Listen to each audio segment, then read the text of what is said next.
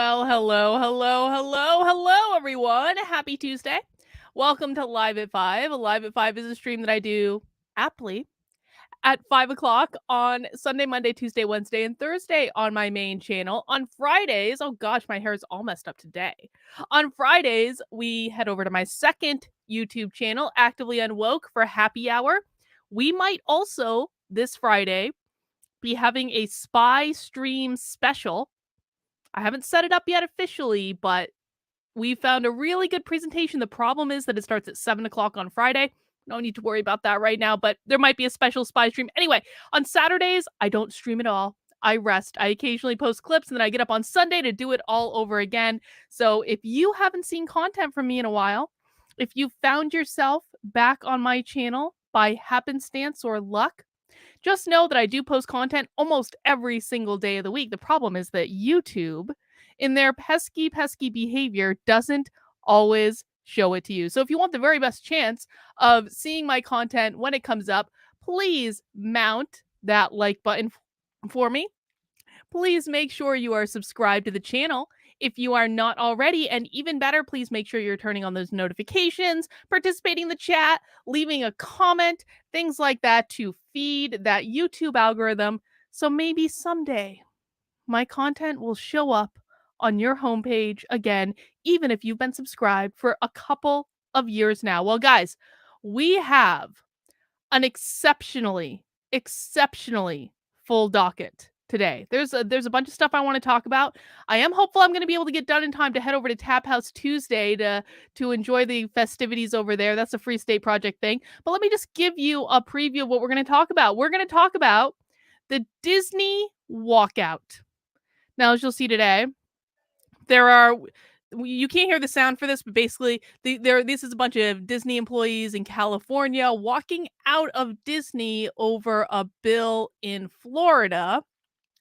They're basically saying, say gay, say gay. Some of them are chanting. Some of them just look like they're taking a stroll down the street, still wearing their masks, of course.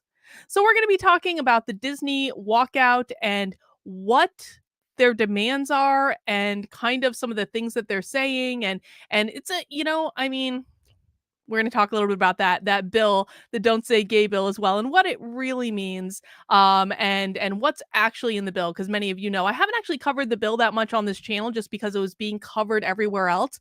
But the Don't Say Gay bill, as they branded it, doesn't say gay at all in the text.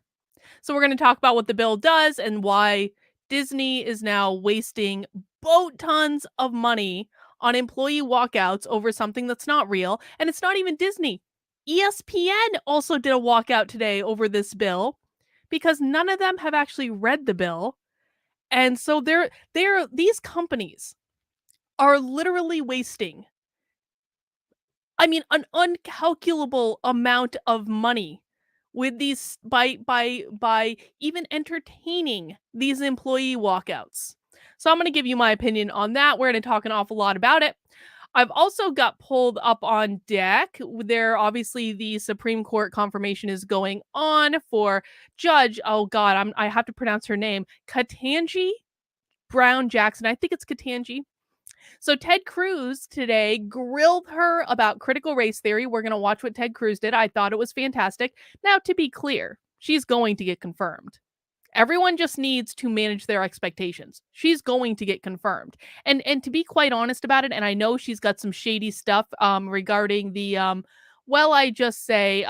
kids that I'm not really going to talk about because YouTube won't let me. I understand she's got some shady stuff, but the fact of the matter is that she's actually not overall like the worst candidate Biden could have chosen. I'm not saying it's great or anything, but the fact of the matter is that Joe Biden is president. He gets to choose. He was always going to choose someone on the left. And there are like, she's not like actually the worst pick that he could have made. We'll talk about that. And then we're going to talk about what Ted Cruz did. And then we're going to read an article from MSNBC's live updates. I guess not an article, more like a blog post, because I always like to see how MSNBC is like running interference for these people. It's really funny to look at what is actually said and then look at the propaganda, because we're going to watch the actual testimony unedited well, I guess edited down into a clip, but unedited, not no commentary over it. We're going to watch it and decide what we think. And then we're going to read the propaganda that is coming out of MSNBC. I always just think that that is an interesting juxtaposition. I also have this article I want to read. Woke college officials who booted defiant math professor get the worst news yet from a federal court. This is actually really good news. This website's crazy and has like 8 billion ads on it, but this is actually really good news on the critical race theory front, so I'm excited to cover that. And even we're going to get a Deb Filman update, because if you watched my stream yesterday or watched the clip I posted, Deb was alerted to the fact that I talked about her on my stream yesterday when I, posted a clip of it and then tagged her channel in it, as I wanted her to be aware that I talked about her. Because if you attack my fucking husband on Twitter, you're going to goddamn hear about it. So Deb has responded, and I don't want to spend an awful lot of time on this. I really don't. Like, we've got so much other stuff to cover, but I do want to show you what she said, because it's funny. I think it's funny. I enjoy these types of things. Sometimes you have to like allow yourself to enjoy the drama a little bit, but I do want to do an update on that. I actually even possibly have a couple more things we could talk about. We're just going to see how the stream goes. But guys, if you are new here or if you haven't subscribed yet, now is a great day to do it.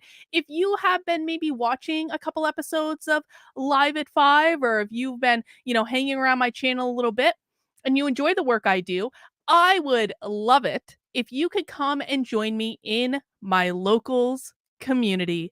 Now, you can join my locals for free, and I would totally encourage everyone to get into my locals for free, because the thing is, if you're in my locals, I'm going to be able to communicate with you in case I get banned on YouTube or Twitter or get a stupid YouTube strike and then I can't stream and you don't know. You're like, Carlin, what is going on? You said you were doing these streams at 5 and you haven't streamed in a week. And I'd be like, I could have told you I had a stupid YouTube strike if you were in my locals.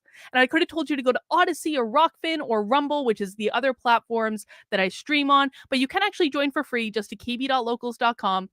But if you want to unlock all of the features of locals and be able to interact in the community and be able to enjoy some extra special perks, then you're going to want to become a supporter in locals. And I try to keep the price as low as I possibly can. I keep it at $5 a month. You can actually give more if you want to, and certainly I appreciate everyone who does, but you don't have to if you don't have the means, or maybe you're just not inclined. I understand. You can do it for $5 a month. You can also, for the rest of this week only, until Saturday only, I extended it 1 week. You can join annually for $45. Normally, this is $50. I know that's not a huge difference for a lot of people, but for right now, it's $45 for an annual membership, which gives you 3 months for free. So you're basically getting like 25% off your entire year if you know you want to stick around, you want to interact with the community, stuff like that. Now, what do you get when you join? You get lots of awesome stuff. We do 2 community Zoom calls every single week. We did one last night on Monday at 7 p.m. We're doing our next community Zoom call on Wednesday at noon. So you can actually, you can join on this stream, and then tomorrow at noon, you can join our private Zoom call. These are not recorded. These are completely safe spaces to talk about whatever you want to talk about, or you could just come and hang out and listen. It will help restore your faith in humanity. It will help you connect with sane people that enjoy nuanced discussion. These Zoom calls are not just me pontificating for 4 hours. In fact, I don't even really talk that much on these Zoom calls because I love listening to what my community has to say. And I love listening to the perspective of my community. We have amazing conversations about all sorts of different things. Of course, we talk about what's going on in the world, but we also talk about history. We had a great conversation about writing last night. We're starting a writers group in my locals. The first meeting of the writers group is on Thursday. So if you're a writer or you're a creative group, you're like a creator of some sort, whether it be writing or maybe drawing or maybe videos or maybe like, whatever. But there it's a specific focus on writing, but they're actually starting like a creative group to help inspire each other, help keep each other on track. This is all going on in my locals right now, and you're going to be able to get access to it. The community Zooms, our supporter Discord, all of the small group writing things. You're going to get access to our bitch crap that we do on the second Saturday of every month, which is a craft and bitch. And this Saturday, Not there. Oh no, that's not what I want you to see. Oh no. I guess I don't have it pulled up. I thought I did. I think that was to hang on, hang on, hang on, hang on, hang on. Hang on. I'll pull it up in a separate screen. I think I was in there to try to pull the next thing up and I just didn't get to it. Oh my gosh. Oh my god. Hang on. I'll be able to show you the other thing. There it is. Okay. We're back in business, folks. There it is. The next thing you want to be able to sign up for on Saturday is my book club with Dr. Howard Asher. We are reading Howard's great book, 2024, which has just come out. And it's an awesome read. It is available on Kindle. So if you don't like, I know we're kind of getting down to the wire, but you can still order it on Kindle on Amazon. It is a short read. You're going to be able to get through it. And Howard is going to come and have a private Zoom call with us to talk about the book and answer questions and stuff like that. So that's going to be going on Saturday at 3 p.m. AD says, Carlin is a great listener. I may do some funny faces in the background. Yes, AD has been participating lately. I definitely appreciate AD's funny faces, and I appreciate the compliment, AD. All right, guys, let's jump into the news. Okay, so we have this Disney walkout that's going on at places around the country. Now, what is it that they actually want? Well, if only they had a Twitter account that would tell us what they want. If only there was a whole Disney walkout. I'm surprised they don't have a blue check. Like Disney is or Twitter is just slacking on their blue check giving out sensibilities. So right at the top here, they've got a pinned tweet that will tell us what they want. So let's take a look and read. I know this might be a little bit small. I can't really, I don't think, make it bigger. No, I can't. So I'm just going to read it and we're going to talk about it. I wish I could make the image bigger, but it is what it is. The recent statements by the Walt Disney Company leadership regarding the Florida legislature's recent Don't Say Gay bill have, in italics, utterly failed to match the magnitude of the threat to the LGBTQIA plus safety represented by this legislation. Yeah, you can already tell the way that this letter is going to go. Primarily, these statements have indicated that leadership still does not truly understand the impact this legislation is having not only on cast members in the state of Florida, but on all members of the LGBTQIA plus community in the company and beyond. While we certainly appreciate Bob Chapek's, I don't know if I'm pronouncing that last name right, Bob's apology note, there is still more work to be done. Due to the lack of compassion and advocacy, Walt Disney's LGBTQIA plus community and their allies are determined to take a stand via multiple direct actions, including both virtual and in-person protests, the first of which will take place on March 15th. So, first thing you need to know is that although today is like an official walkout day, and they've been billing that as such, they've already been doing these walkouts for like a week. Today is not even the first protest. They have been doing this for the past flipping week. It's all documented on this Twitter account. The Walt Disney Company's previous suggestions for addressing the concern around this law have included creating more inclusive content, encouraging a welcome culture, supporting diverse community organizations. As Bob states in his apology note, it is clear that this is not just an issue about a bill in Florida, but instead yet another challenge to basic human rights. We affirm that both sides' rhetoric is harmful and hurtful because being LGBTQIA plus is not a political option or side. It is a people, community, and family. We are glad to see that we agree with Bob on this one. It is about human rights and not political affiliation. Well, I wonder how this community would treat log cabin Republicans, let's just say. I wonder how the people organizing this would treat gay Republicans or lesbian Republicans in their midst. Huh. Graphically Alex asks a great question. What are they even talking about? Well, they're talking about the Don't Say Gay bill, but they don't actually really seem to know what the bill says, which we're going to talk about in a second. Let's see. Where'd I leave off? We'd like to take this opportunity to make it clear. Cast in bold. We've gone from italic to bold. So now, because we've gone from italic in the first paragraph to bold in the second, now you know they're serious. Okay, this is serious business. Cast members' identities are not is in italics and bold. Political issues, our safety and well-being is crucial, underlined, to the success of this company. No cast member or their families should be forced to live in fear, and it is unacceptable to use profits for our labor to take our human rights away.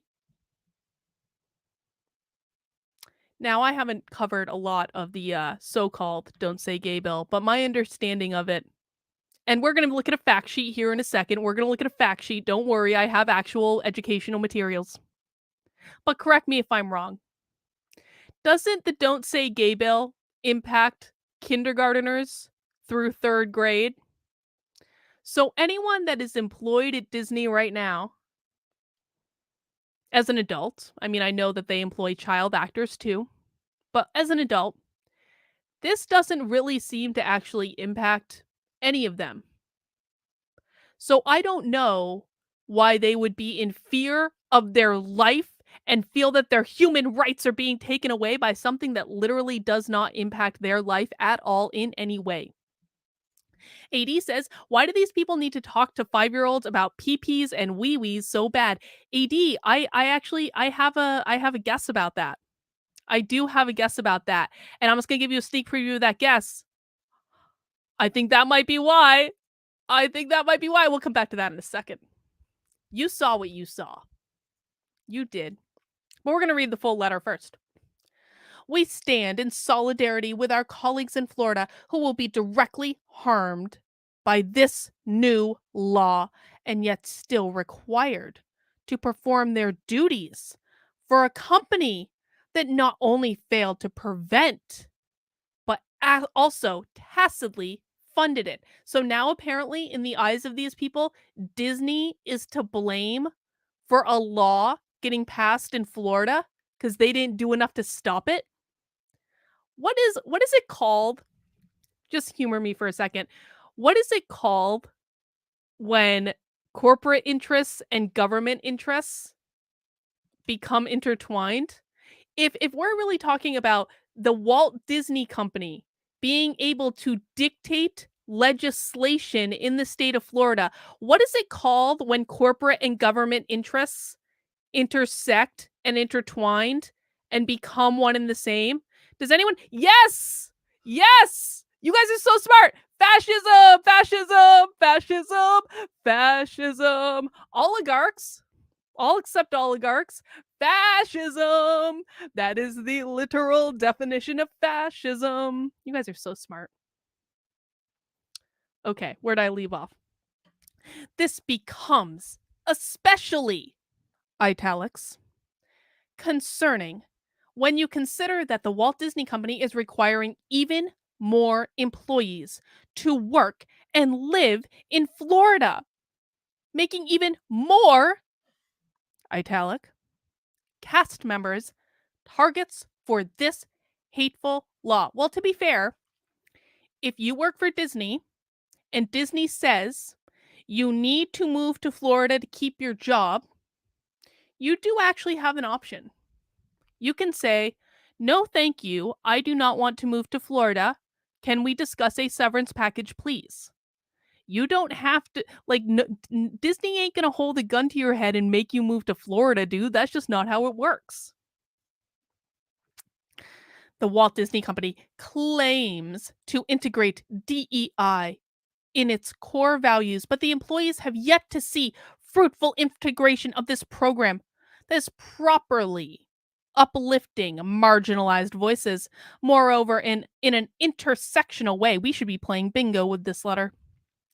By supporting the politicians who brought this legislation and not taking a public stand against it, Bob and the Walt Disney Company leadership have made it clear that they are more than willing to sacrifice their employees' health and wellness in service of the bottom line. And now we're back to bold again. We will not stand this anymore. Walt Disney Company's LGBTQIA plus community and their allies will be participating in some combination of the following action to protest this gross inaction and lack of accountability. 1. A coordinated work, break, protest. 2, a walkout or sick out. 3, other venues of protest as folks. I am surprised it's FLOKS and not FLOX, but you can't win them all. Other venues of protest as folks feel comfortable.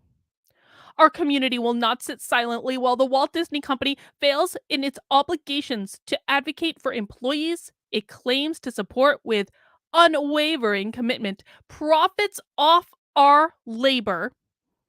That's the entire point of having a job. And boasts of record profits it has used to fund politicians who legislate unsafe schools for our youth. Okay, well at least there is some acknowledgement that this bill is about the schools and not actually targeted at Disney employees. I mean, I suppose that in some respects we do have to be grateful that there is some acknowledgement that this actually doesn't have to do with adults. It has to do with the schools. How many schools does Disney run? Just curious. The ongoing attempts to placate the LGBTQIA plus community with subpar representation in the content produced and donations to well-meaning organizations are, in bold, simply not enough. Continued in bold.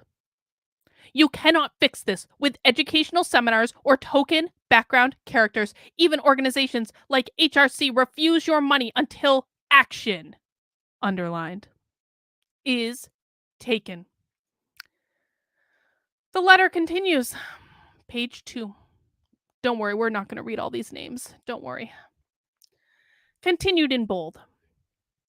As a community, we have been forced into an impossible and unsustainable position and must now take action to convince the Walt Disney Company to protect employees and their families in the face of such open and unapologetic bigotry.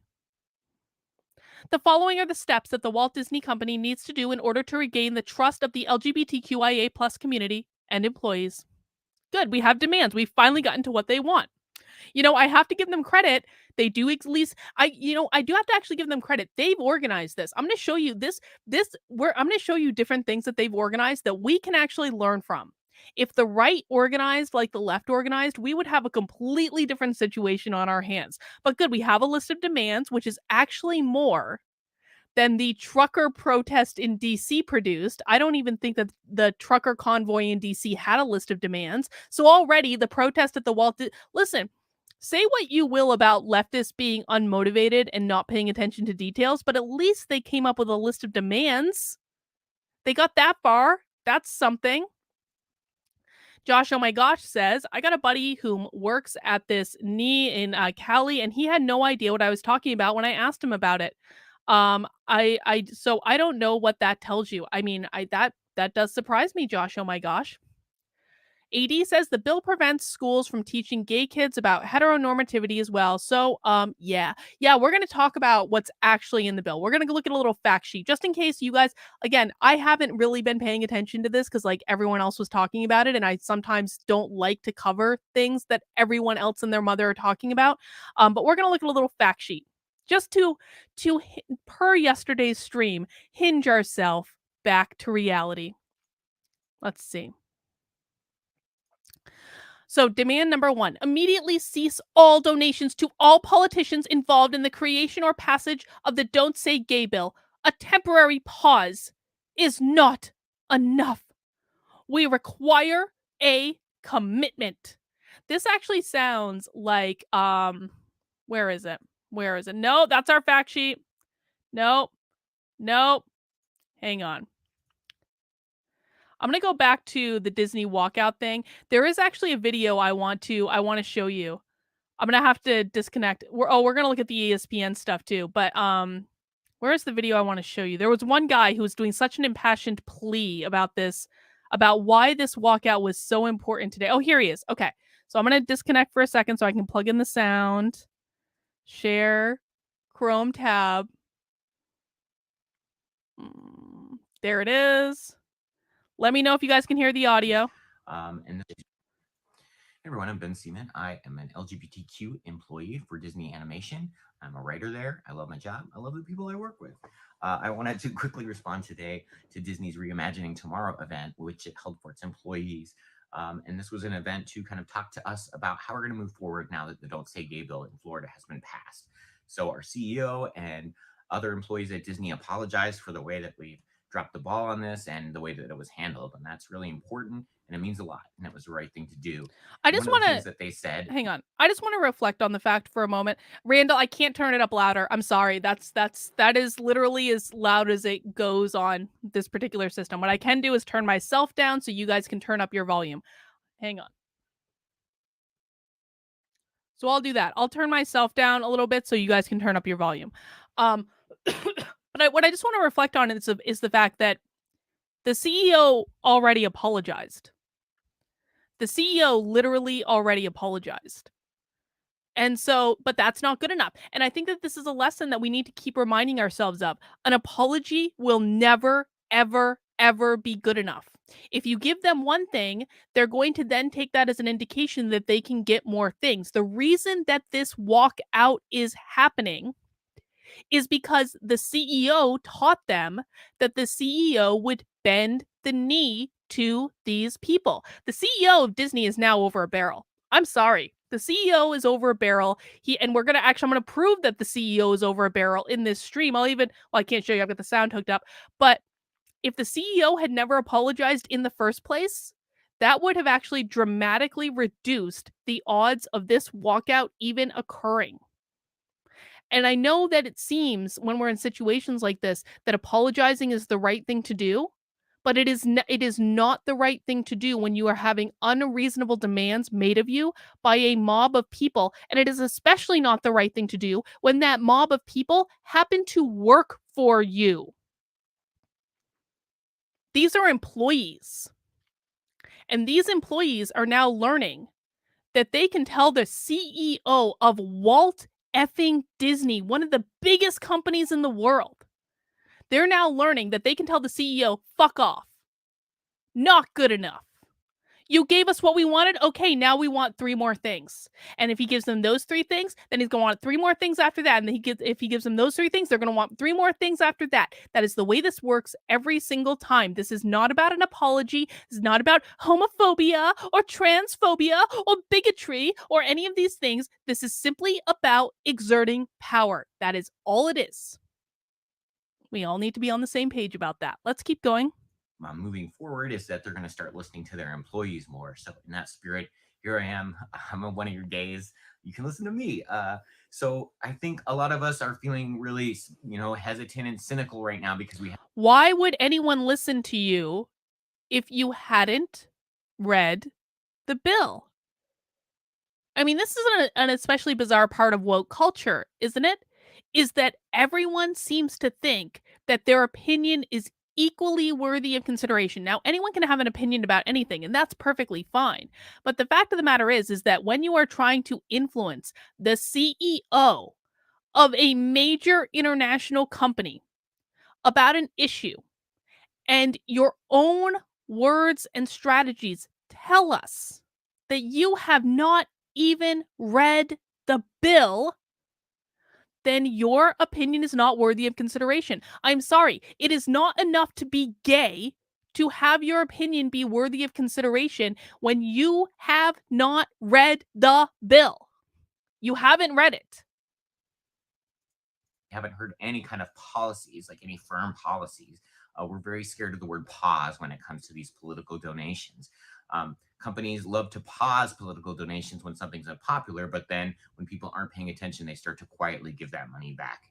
We saw a lot of companies do that with January 6th election deniers. We're not going to give those people money anymore until 6 months from now. So, not saying that Disney would do that, but we're very cynical right now and we're worried. And so, pause, we would love the word to become permanent. We're permanently not going to give these politicians that pass this hateful, cruel bill money anymore. Not pause, permanent, that would be great and an easy thing for Disney to do. Disney's also moving 2,000 jobs to Florida because it's going to get $570 million in tax breaks for doing so, while also investing. Wait, so do you honestly think that your feelings should trump $500 million of tax breaks? Do these people have any idea how business works at all?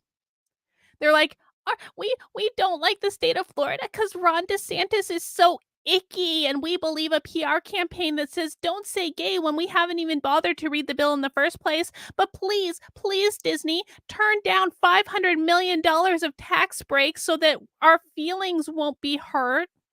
These people have no idea how business actually works. Absolutely none. $800 million to build a village for all those employees that don't want to go there because it's a hateful state.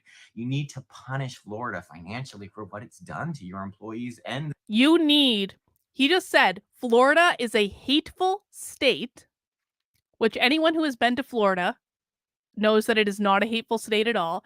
And here's the part I love about this video. You need to punish Florida. This asshole is literally demanding that the Walt Disney Company punish the state of Florida because his fragile sensibilities were offended. And oh, P.S., does anyone want to guess where Benjamin lives? I'll tell you where Benjamin lives. It's not Florida, it's Los Angeles. Benjamin doesn't even live in Florida. Doesn't live there. Lives in California. And still is demanding that the Walt Disney Company give up $500 million of tax breaks to punish the state of Florida because his fragile sensibilities were offended. this country, don't take those jobs to Florida. I know it would cost Disney money to do that, but it's the right thing to do. Florida needs to be punished for what it did. Use your Pride merchandise to raise money for LGBTQ causes. You're going to be called woke no matter what you do, Disney. You put Minnie Mouse in a pantsuit, and then they said that, for 1 month in Paris, and now you're being called woke. Be woke by owning it and doing the right thing for your employees. Be woke by owning it. This guy literally thinks that we think the Walt Disney Company is woke because Minnie Mouse was in a pantsuit. And I'm absolutely sure that someone who is woke made that decision, but that is actually not the most important consideration on the table. It's just the gall, the absolute entitlement of these people is what gets to me the most. Don't be scared of Ron DeSantis and don't let him be a bully. Do the right thing, Disney. Wasn't that video delightful? AD says, these are the people you see on To Catch a Predator. Doesn't it feel like that? Doesn't it feel like that? All right, let's go back to our letter. Don't worry, we're gonna watch more. We're gonna watch more stuff there, but I want to make sure we understand their demands because unlike the person that we just watched, Benjamin from Los Angeles, not from Florida, we're actually gonna read the thing before we talk about the thing. All right. So they want an immediate secession and a permanent pause to all the politicians who supported the bill, of course, with Ron DeSantis at the very top of the list. Number 2, Bob has noted, I don't know how to pronounce his last name, so we're just going to call him Bob. Bob has noted, starting immediately, we are increasing our support for advocacy groups to combat similar legislation in other states. We are hard at work creating a new framework for our political giving that will ensure our advocacy better reflects our values. While we appreciate the sentiment, we require more details. Okay, so it's not enough that Disney is making stupid investments in advocacy just to appease its woke employees. Those woke employees want more. The Walt Disney Company must, italics, publicly commit to an actionable plan, bold, that protects employees from hateful legislation. Okay, we're going to read what hateful legislation they want to be protected from, but let's just note for a second, it is not a business's job to protect employees from legislation. When business and we already know what it's called. When business and government are intertwined, that's called fascism. Fascism is bad. I don't know why Disney's employees are literally advocating for fascism. Why are Disney's employees literally fascists? I mean, I'm not even exaggerating. That might seem like a a freaking like a hyperbolic way to look at this, but that is literally not an exaggeration. In this letter, Disney's employees are advocating for literal fascism.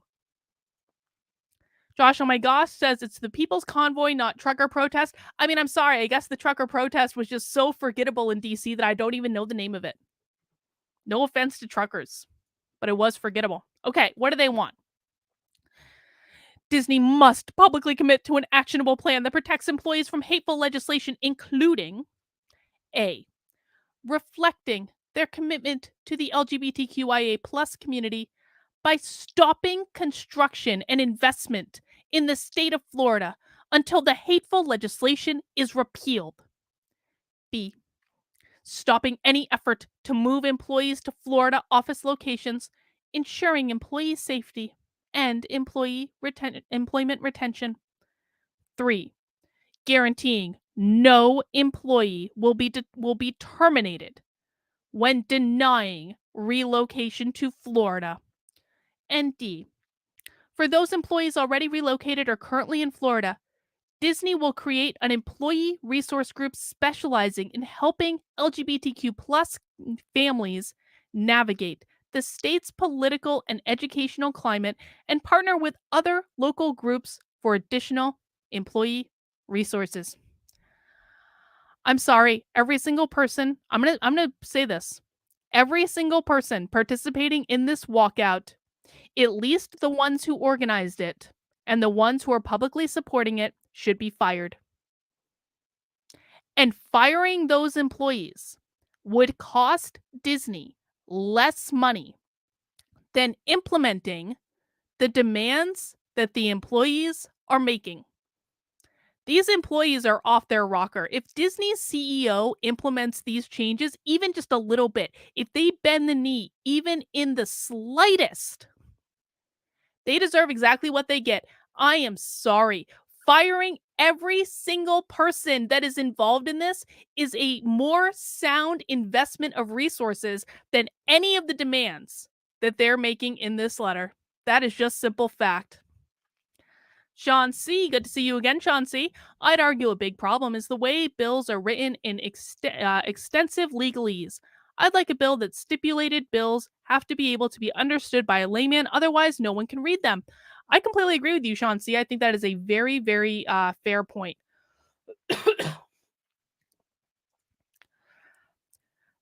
But they have more demands. The Walt Disney Company must reaffirm the company's commitment to protecting and advocating for its LGBTQIA staff, even in the face of political risk.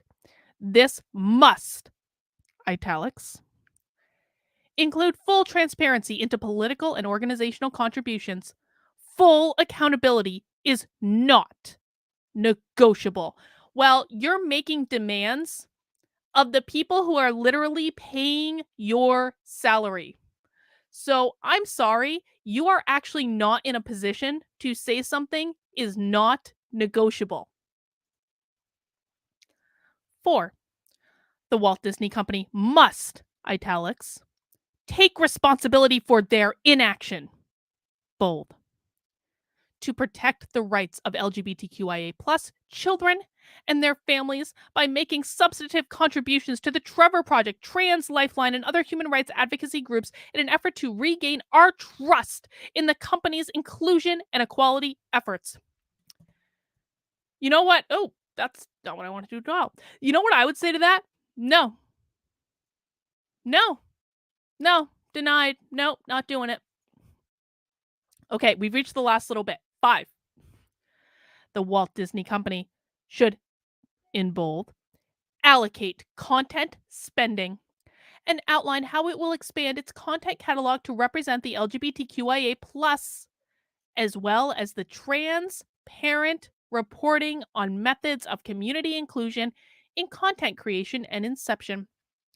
And 6, the Walt Disney Company should pledge to create an LGBTQIA plus brand similar to that of the Onyx Collective, focusing on LGBTQ plus creators and underrepresented voices. These assholes are literally demanding.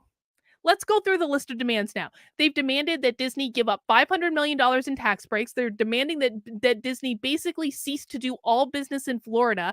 They're demanding that they make donations to their political causes. They're demanding the creation of employee resource group to help the employees in Florida navigate the obvious bigotry of this bill that they obviously haven't read. And they're demanding that Disney create a whole new brand specifically dedicated to LGBTQIA plus content creators. If this doesn't convince you that this is nothing more than a power play, I don't know what will. None of this has to do with the bill in Florida. This doesn't even accurately reflect what the bill in Florida even says. And so the answer to all of these things, if this CEO has any balls at all, which I kind of tend to doubt because he's already apologized, and not only has he already apologized, he already moved their management meeting to accommodate the walkout. He already moved their management retreat 1 week to accommodate a walkout. So I'm going to guess that the CEO doesn't actually have balls, but if he did, the answer would be no. The LGBTQIA plus community is no stranger to advocating for ourselves. Pride is a protest, after all. Our community in the Walt Disney Company is no different, and we will show you how strong we are together. And then they have all the different brands that are associated with the letter. So that's what their demands are. Now, I want to take a look at this handy dandy graphic. James Lindsay tweeted this out. I know it's very tough to read. I'm going to do my best to read it for you, but I thought it would be valuable at this juncture because I don't know how many of you have actually read the bill. I skimmed the bill and then I looked for fact sheets because I needed a quick reference. Okay. So I will fully admit, I did not do full due diligence on this, but I trusted sources that tend to be correct. And I thought that this was a really good fact sheet for us to go through to talk about what the bill actually says.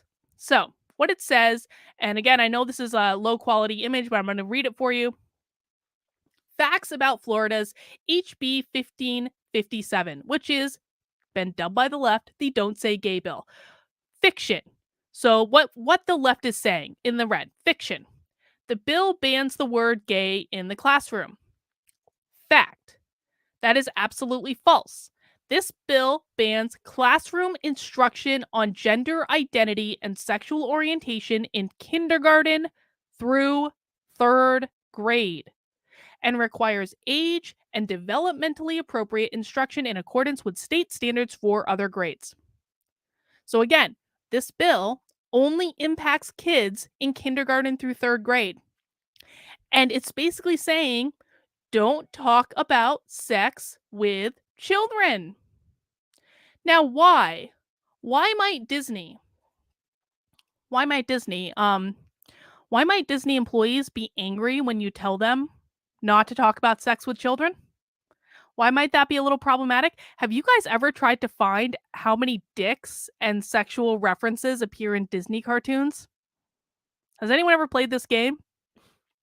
Dude, if you've never played this game before, just have some fun this afternoon. If you know how, or this evening, I suppose, have some fun this evening. If you have some spare time, just Google dicks in Disney movies.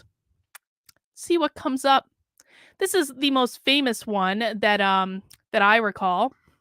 A Whole New World indeed. Right there on the cover of The Little Mermaid. And the story was at the time when this came out, the story was that was inserted by like a disgruntled artist that was like losing his job or something like that. But then you look at all of these other Disney movies, and I swear to God, this is true. Dicks start showing up everywhere.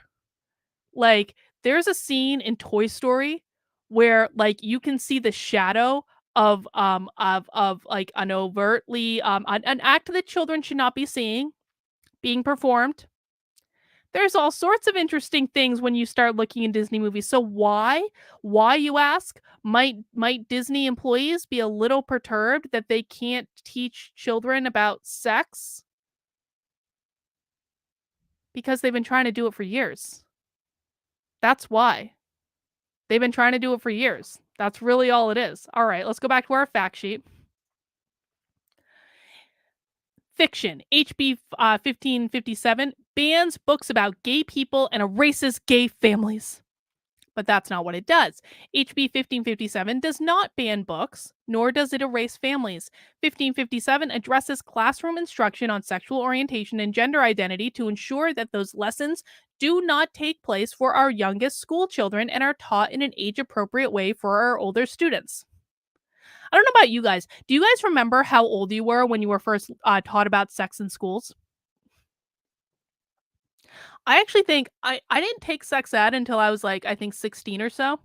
16 or 17. It was one of the it was like a junior senior class in high school or something. But I think the first time I saw it was like a library book or something like that. But like wasn't until I was in high school. Anyway, I I somehow managed to survive not being taught about sex in school until I was in high school. I don't know how early you guys were taught, but I definitely wasn't taught about it until I was in high school. Fiction, children with same sex parents or family members will not be able to talk about their families. That's not true. Children are welcome to share about their families because parents should be active participant in the child's education. However, teachers should not be instructing 5 and 6-year-olds about gender identity and sexual orientation nor leading those conversations. I just think that sounds really reasonable, man. I'm sorry. What makes a first grade teacher qualified to teach a 6-year-old about sex? Why does that 6-year-old need to learn about sex from their teacher? If that 6-year-old is really trans, then why is the teacher and not the parent a better option for teaching and working with that child? Fiction. The bill would ban discussions of important history in class, like the shooting at Pulse nightclub. Fact. The bill does not prevent age appropriate teaching of history, such as the shootings at the Pulse nightclub in Orlando. Of note, we don't teach kindergarteners or first graders about extreme violence. I mean, I just want to go back to that last point real quick about like, do you really want a teacher working with a trans 6-year-old or do you want the parent? Now, listen, I don't think that anyone under 18, with probably limited exceptions, should be medically transitioning. That is my position. I don't care if they socially transition, cut their hair, like, wear clothes of like whatever gender they want to present as. Like, I don't care about that stuff at all. I think that's fine. I don't think there should be medical transition, but if you did have a trans child, why would you want an agent of the state, which is what a teacher is? They are an agent of the state. They are a state employee. They are a government employee. Why is it the government's job to transition your child? That should be horrifying to any parent. I'm sorry. This is not an anti-trans bill. This is saying the state should not be in charge of transitioning your children.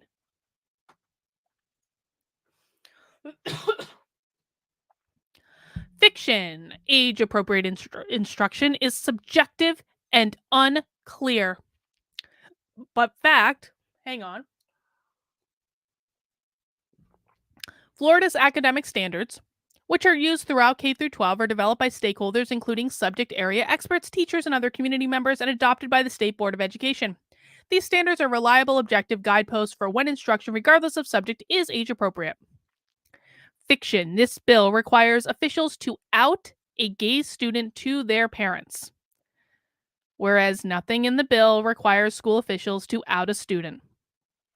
I liked this one the best. This was one of the best fun facts of this entire sheet. Fiction, 3rd grade is arbitrary and has no basis in medicine, child development, or law. Whereas they chose K through 3 because in Florida, instruction on puberty and personal health is introduced in the 4th grade. Gee, golly gee. It kind of seems as though they thought this through before they threw together a bill. And lastly, the fiction section. This would erase LGBTQ plus history and culture from lesson plans, and it sends a chilling message to the LGBTQ plus young people and communities. False. Age and developmentally appropriate conversations about sexual orientation and gender will occur at school, but parents, bold, not teachers, should be initiating these conversations with younger students. I mean, I think it's quite an offering for like the Republicans in Florida to say, listen, we are going to talk about these topics in school. We're just not doing it in the 3rd grade or lower. I kind of feel like this is something we should all be able to get behind. But no, we can't all get behind it. Let's look at some of the other great things on this Twitter account, because there are some doozies on this Twitter account. Hang on, I just want to get my sound hooked up in it. Not that one, this one. Because there might be some videos we want to watch. So let's look at some other things they have on this Twitter. Oh, look, this is new. Oh, look at them all celebrating. What a day so far. Thank you so much for your resounding support. Lots of support coming in. Look at everyone's got their flags. They've got their like all the identities flag. Everyone, look at all the masks.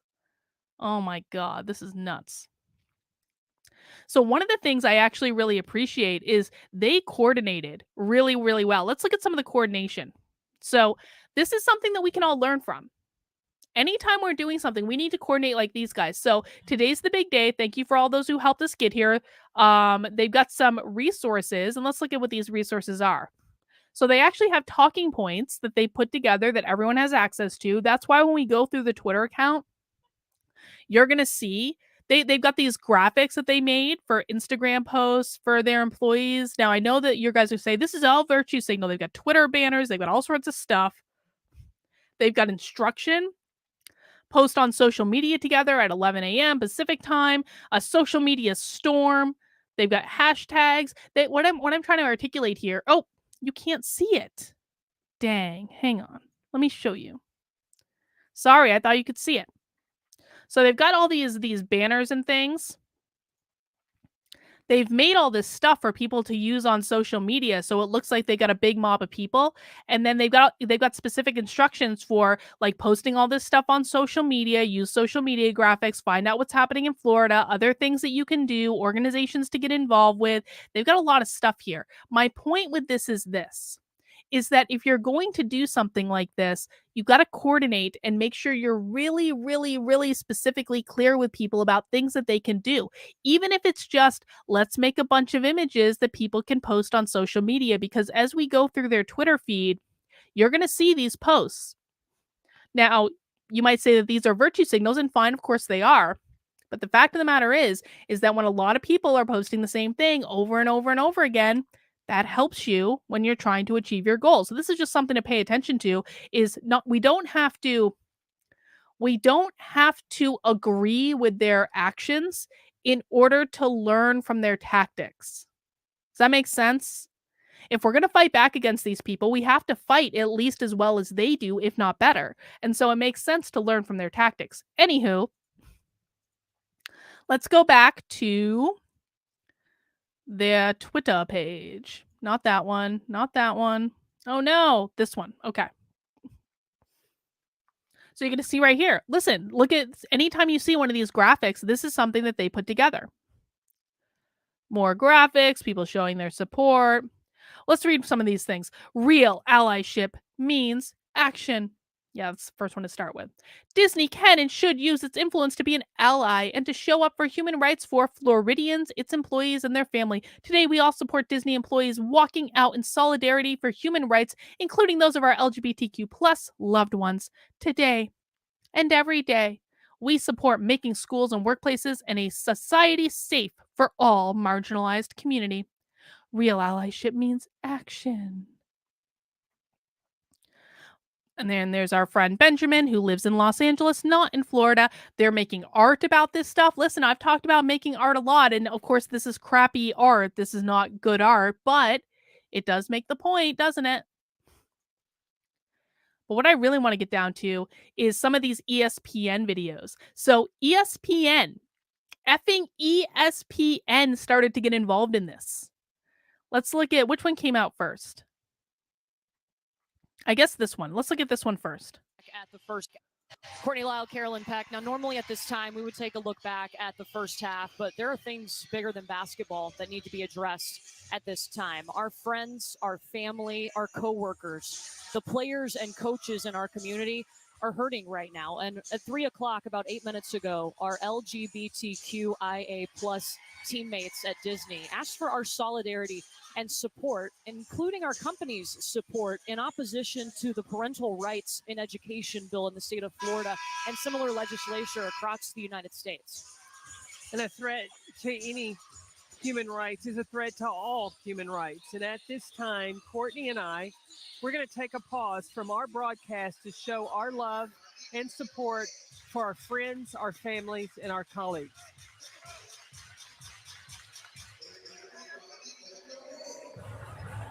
I'm sure that the children in schools that are not learning about sex when they're 6 years old are deeply appreciative of the fact that commentators on ESPN have just wished them well. But let's listen to this one A too. walkout legislation happening in Florida and across other states as well that are targeting our LGBTQI plus communities. Many of our colleagues here at ESPN have planned and organized a walkout that will be happening at 3 p.m. Eastern today. And to be honest with you, we thought we were going to come here today and really celebrate a sport that has meant so much and done so much, including for so many in the LGBTQI plus communities. But we understand the gravity of this legislation and all. Why has a sport done so much for the LGBTQIA plus communities? Like the ESPN is literally, am I wrong to say that ESPN is a sports channel and should be covering sports? And people probably don't want to hear about cringy protests when they just want to watch sports. They just want to get the update on the game. Am I wrong? I mean, I don't watch sports. I don't know, but someone can tell me in the chat. Also how it is affecting so many families across this country. And because of that, our allyship is going to take a front seat. And with that, we're going to pause in solidarity. Oh, another ominous pause. Legislation. Don't you all feel better that we had a pause on ESPN? A pause in solidarity. It's just like, this is obviously supported by the company. This is obviously support, like Disney owns ESPN, right? They must. This is supported within, this is an employee effing mutiny. Every single person involved in this should be fired, at least from the organizer level. Like, people like this will hijack your company.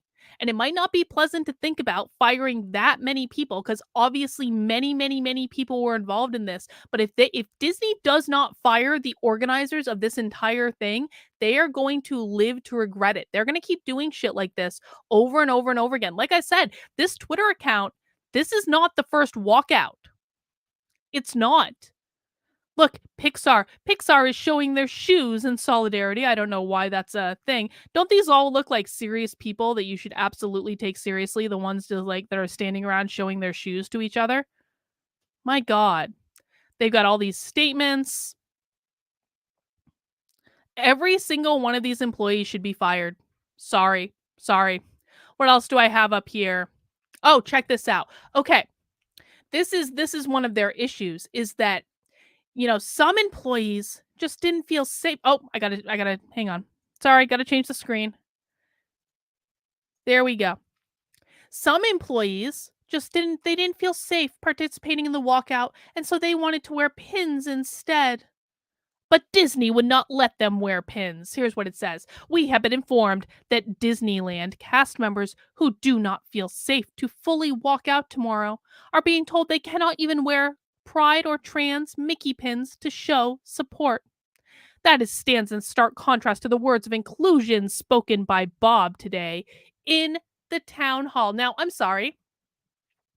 If they don't feel safe to walk out, which would identify who they are to Disney, then why would they feel safe wearing a pin?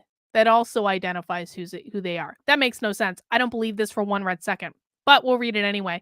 These are the Mickey pins that Disney themselves sells. They want us to feel safe, but then sell our identities as brands for profit while preventing those same identities from existing in their own company.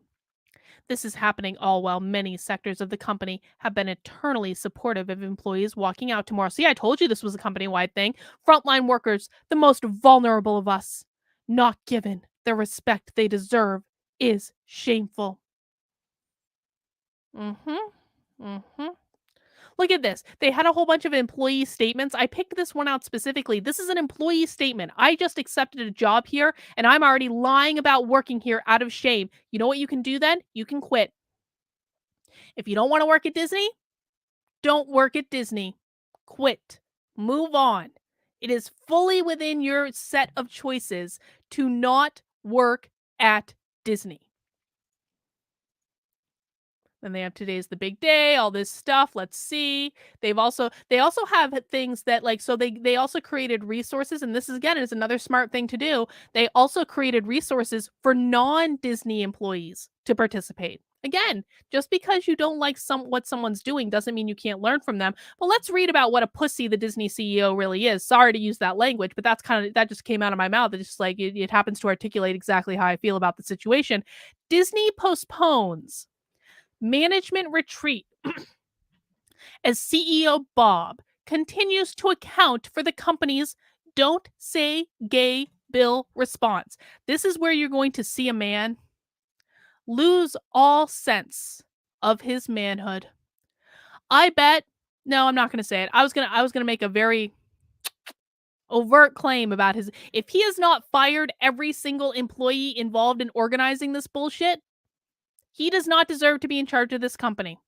I hope Bob is figuring out his next step right now. I hope for the sake of Disney, if he does not resign, if he is not planning on firing these employees, then the board removes him. It is the only responsible thing to do.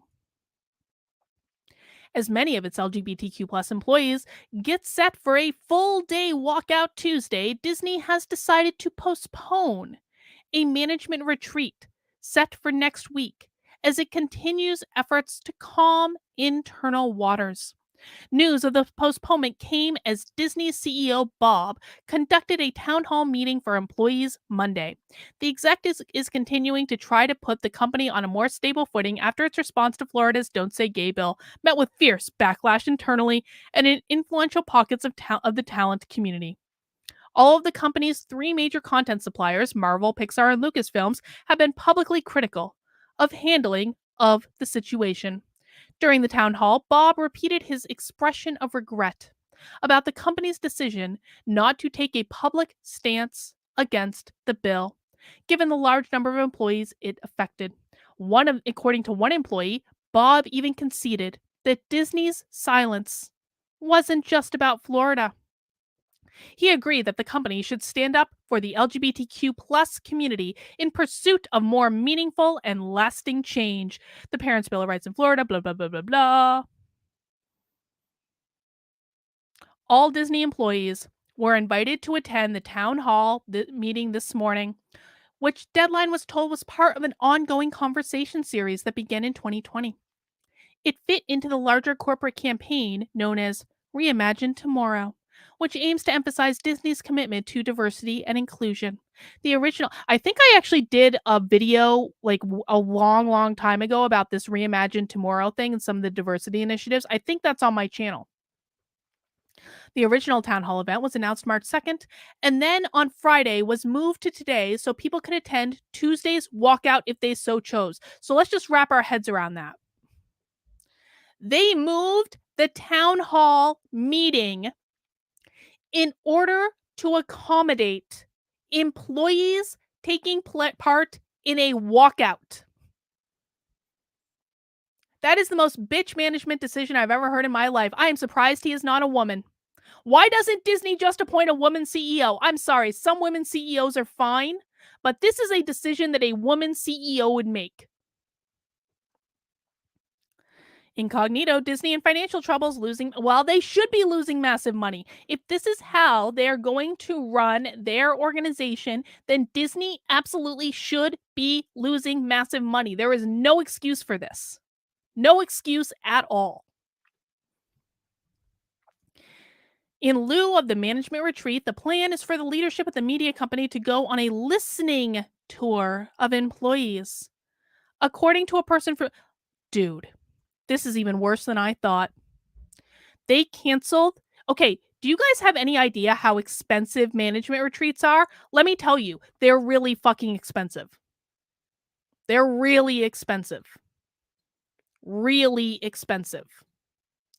And Disney, because its employees were making all these demands and acting like children, decided to cancel its management retreat, which they'd probably already spent a metric boat ton of money on, in order to conduct a listening tour.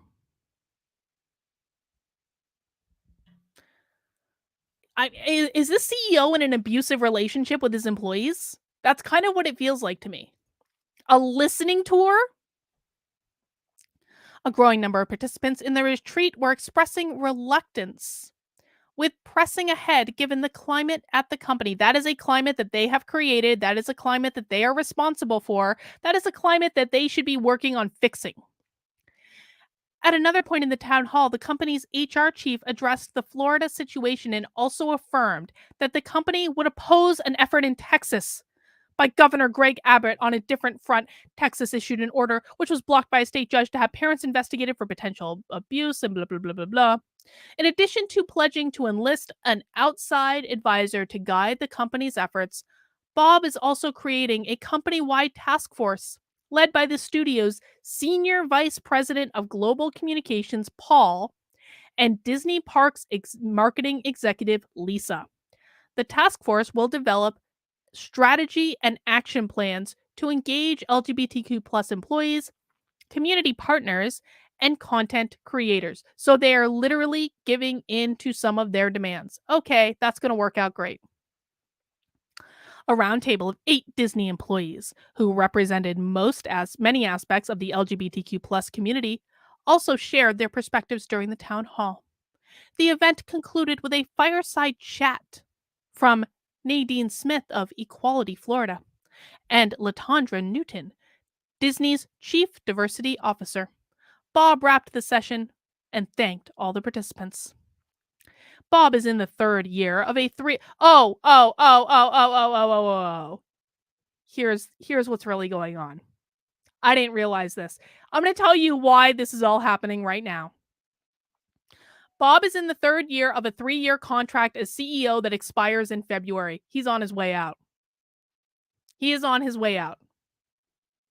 I would quite frankly be surprised if Disney didn't... Well, I wouldn't be surprised. I would not... I would not... It would not shock me at all if the board bought out his contract.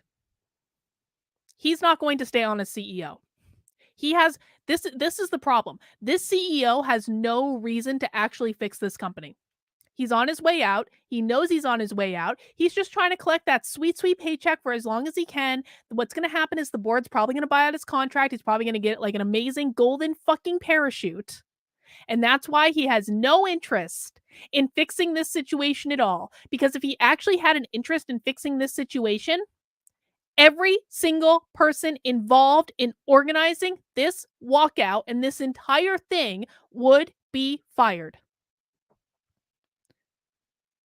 I worry sincerely about the future of Disney, given that their CEO is obviously not at all interested in fixing the culture that they've created at this company. And just as like one final thing, just to like slam this point home. So look at this. This was a post that Disney made today. To all who come to this happy place, welcome. Disney Parks Experiences and Products is committed to creating experiences that support family values for every family and will not stand for discrimination in any form.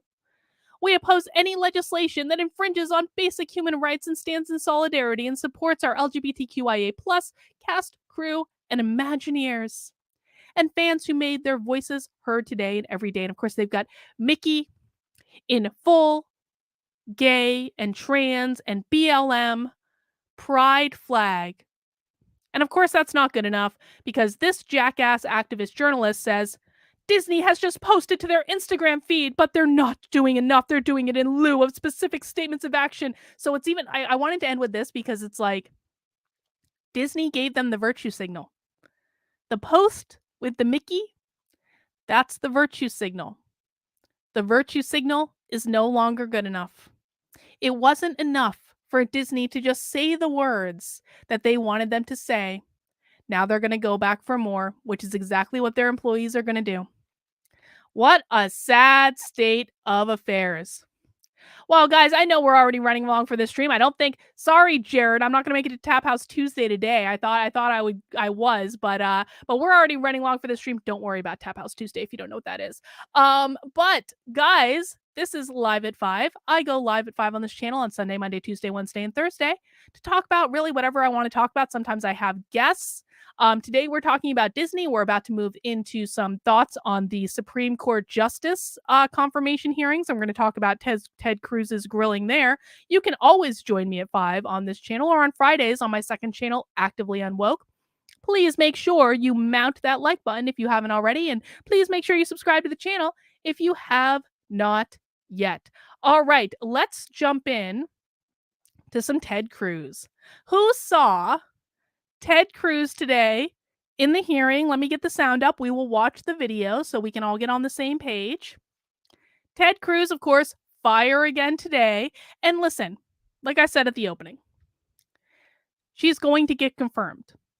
And everyone needs to wrap their head around the idea that she's going to get confirmed. But what I like here is that Ted Cruz is using his time and his questions in order to educate the public about what's going on. So this is nothing that's happening in the confirmation hearings is going to prevent her from getting confirmed. She will be confirmed. But the best they can hope for is in order to educate the public. So if you haven't watched this video yet, we're gonna play it. We're gonna watch the full 5 minutes because it's really good. But if you've read it, or you watched it earlier, this is a good time to maybe hit the bathroom, go get a snack, do whatever you need to do. But we're going to enjoy this for the next couple of minutes, and then we're going to talk about it. And all of us will agree that no one should be discriminated against because of race. When you just testified a minute ago that you didn't know if critical race theory was taught in K through 12, I will confess I find that statement a little hard to reconcile with the public record, because if you look at the Georgetown Day School's curriculum, it is filled and overflowing with critical race theory. That among the books that are either assigned or recommended, they include Critical Race Theory, an introduction. They include The End of Policing, an advocacy for abolishing police. They include How to Be an Anti-Racist by Ibram Kendi. They include literally stacks and stacks of books. And I'll tell you two of the ones that were most stunning. They include a book called Anti-Racist Baby by Ibram Kendi. And there are portions of this book that I find really quite remarkable. One portion of the book says babies are taught to be racist or anti-racist. There is no neutrality. Another portion of the book, they recommend to babies confess when being racist. Now, this is a book that is taught at Georgetown Day School to students in pre-K through second grade, so 4 through 7 years old. Do you agree with this book that is being taught with kids that babies are racist? Senator,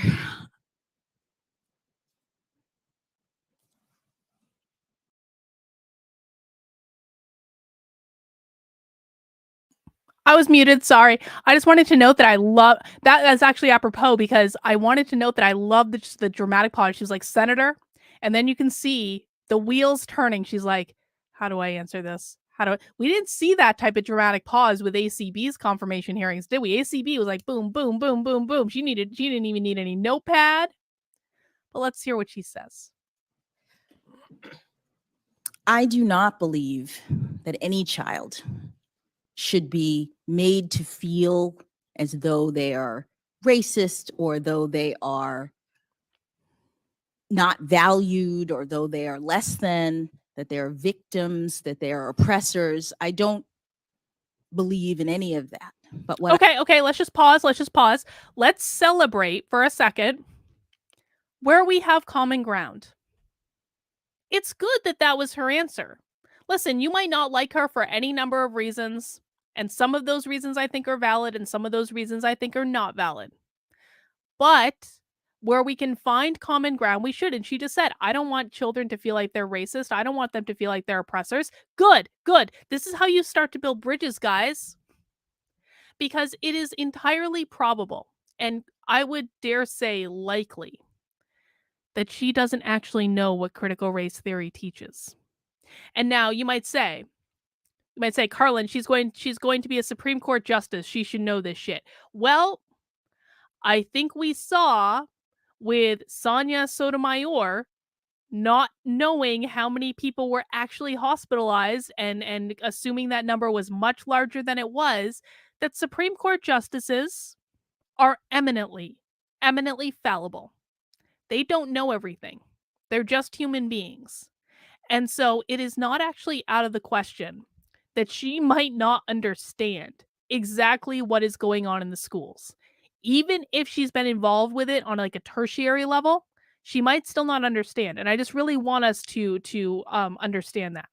Sam, Jack Posobiec is not a neo-Nazi. That is complete bullshit. And if you bring that bullshit onto my channel, I will block you. So don't fucking test me, Sam. You've been around a long time.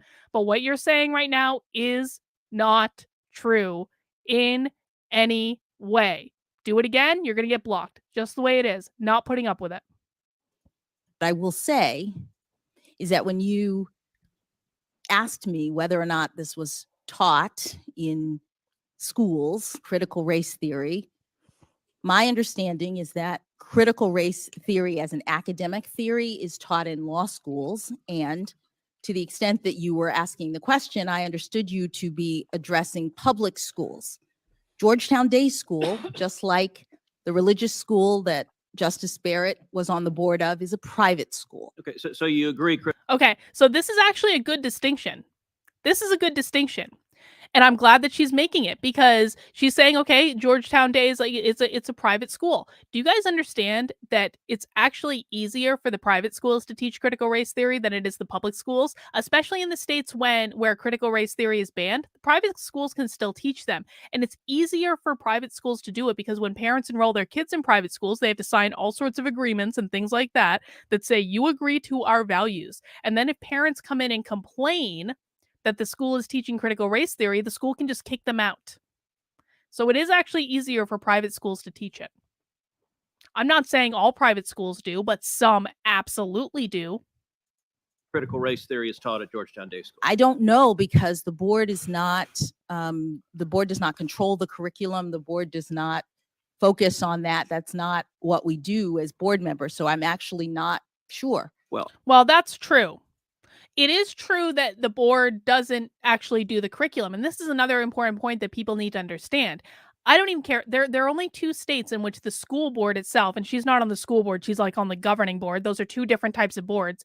But there are only 2 states in which the board actually dictates the curriculum. That's Connecticut and Vermont, I believe.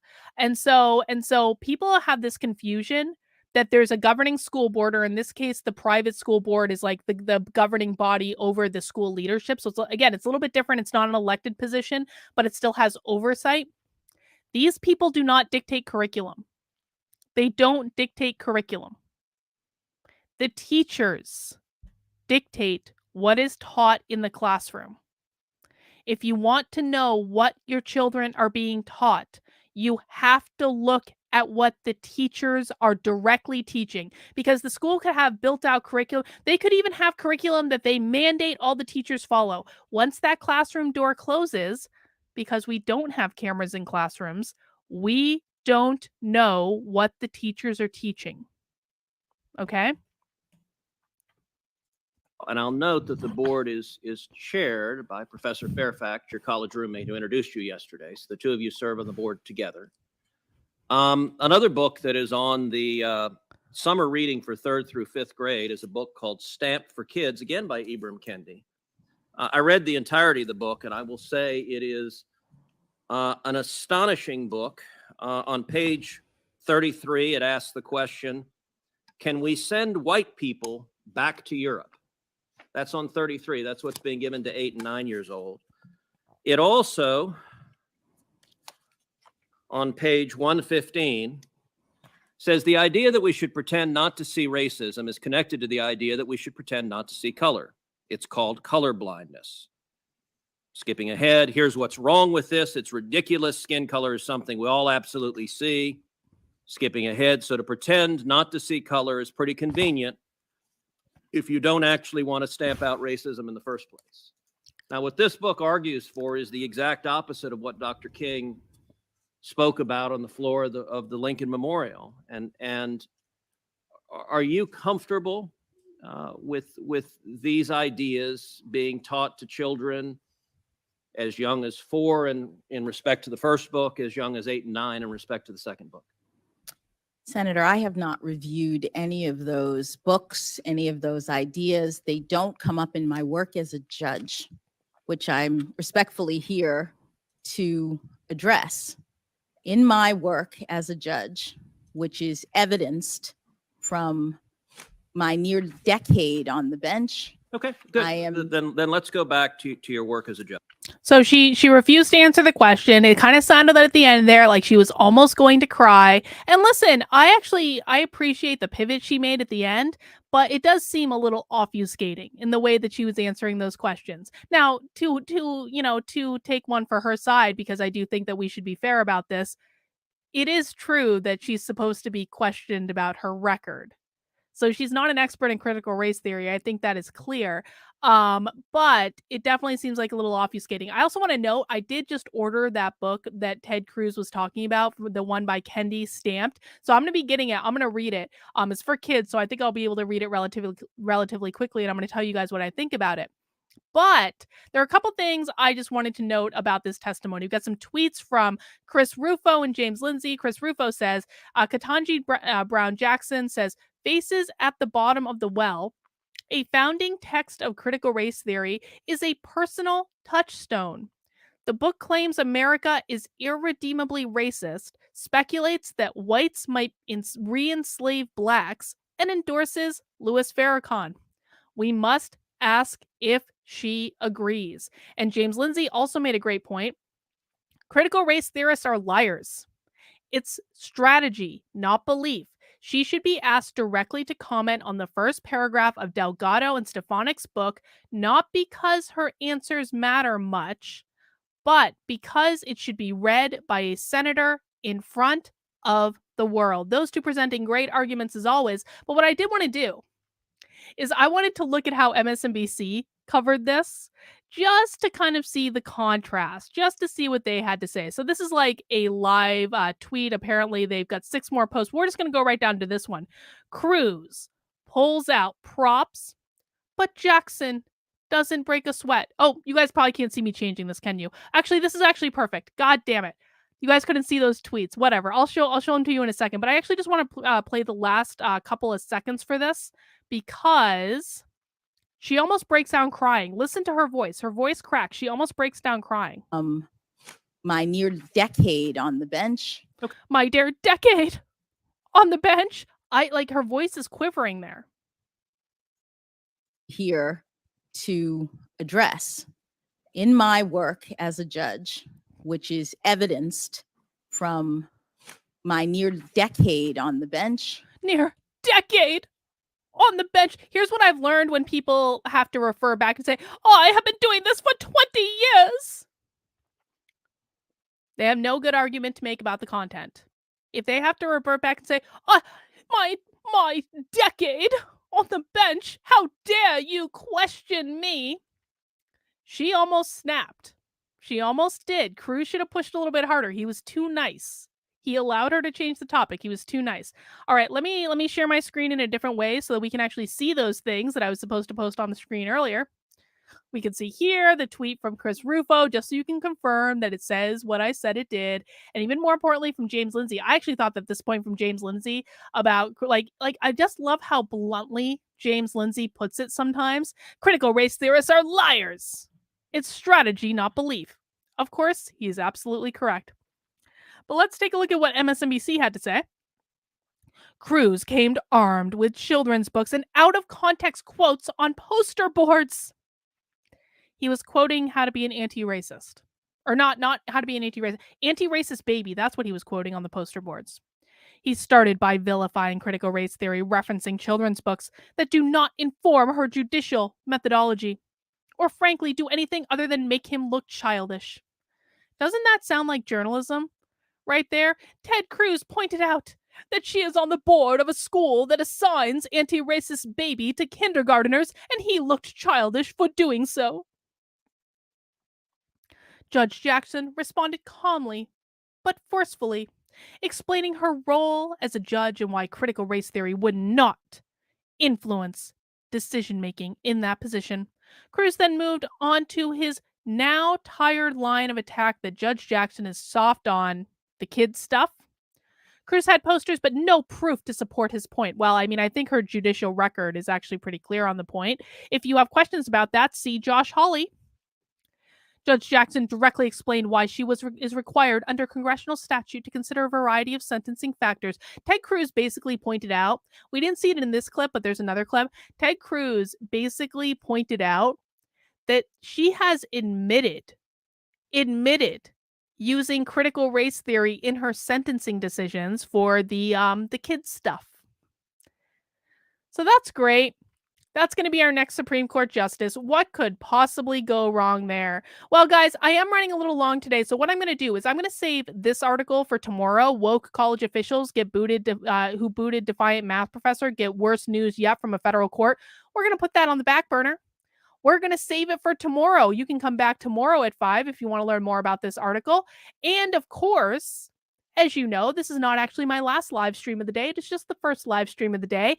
I will be going live at around 9:30 tonight, 3 hours from now, to spend some time with Joshua, which we do every single week. If you have never watched Nothing Remotely Controversial, my Tuesday night 9:30 show with Joshua, it's super fun. Joshua is a psychic. He's also, as you can see, very handsome. He recently cut off all his hair.